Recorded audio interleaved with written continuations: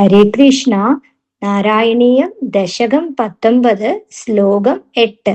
അവാപ്യ കാന്താം തനയാം മഹീരുഹാം തയാരമധ്വം ദശലക്ഷവത്സരീം സുതോസ്തു ദക്ഷോ നനു തക്ഷണാശ്ച മാം പ്രയാസ്യതേതി ന്യഗതോ മുദൈവതാൻ.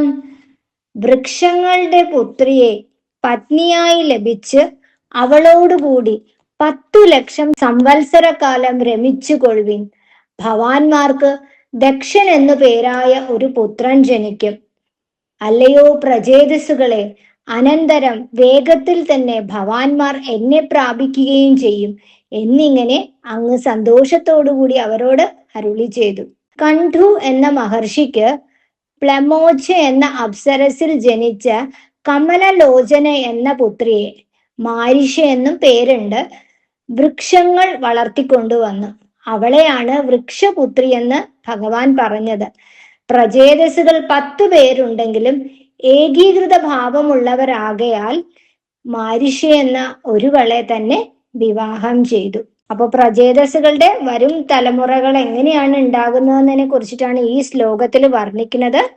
ഹരേ കൃഷ്ണ. സർവം കൃഷ്ണാർപ്പണമസ്തു.